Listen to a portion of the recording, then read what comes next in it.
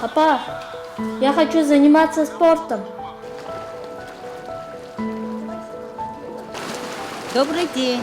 Я хотела своего сына записать к вам в школу.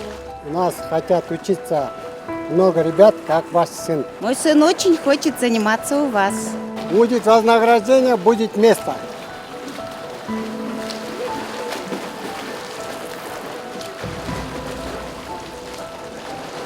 Балан, у нас не получится тебя записать в эту школу.